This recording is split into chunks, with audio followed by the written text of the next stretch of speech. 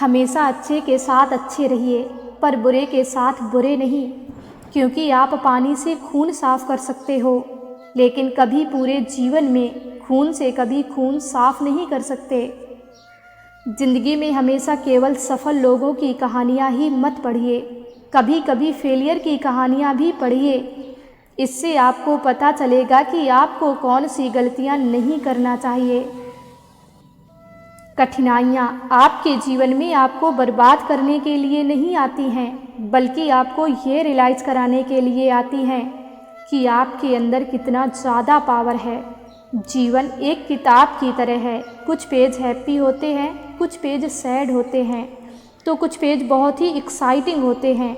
अगर आप कभी पेज को पलटोगे ही नहीं तो आपको पता कैसे चलेगा कि नेक्स्ट पेज में क्या है। इस बात की कभी चिंता मत करो कि पड़ोसी क्या कहेंगे, रिश्तेदार क्या कहेंगे, लोग क्या कहेंगे, क्योंकि कौवों के टोकने से कभी चील रुका नहीं करते हैं। बताओ, शेर को जंगल का राजा क्यों कहा जाता है? ना ही वो सबसे बड़ा है, क्योंकि हाथी सबसे बड़ा है। ना ही वो सबसे तेज भागता है, क्योंकि चीता सबसे तेज भागता है। ना ही वो सबसे चालाक होता है, क्योंकि लोमड़ी सबसे ज़्यादा चालाक होती है। फिर उस शेर में ऐसी क्या खासियत होती है कि उसे जंगल का राजा कहा जाता है? ऐसा उसकी सोच की वजह से, क्योंकि जब एक हाथी शेर को देखता है तो वह वहाँ से भागने की सोचता है, वरना शेर उसका शिकार कर लेगा। जबकि एक शेर जब हाथी को देखता है तो वह शिकार करने के लिए सोचता है।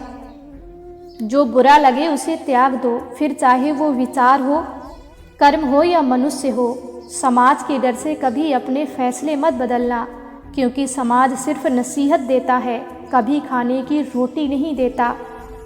अगर कामयाब बनना है तो मंजिल पर नज़र रखिए, क्योंकि कौवों के टोकने से चील कभी रुका नहीं करते। याद रखना, अपमान का बदला लड़ाई करके नहीं, बल्कि सामने वाले व्यक्ति से ज़्यादा अधिक सफल बनकर लिया जाता है। पिता रोटी है, कपड़ा है, मकान है। पिता नन्हे से परिंदे का बड़ा आसमान है। पिता है तो घर में प्रतिपल राग है। पिता से माँ की चूड़ी, बिंदी और सुहाग है।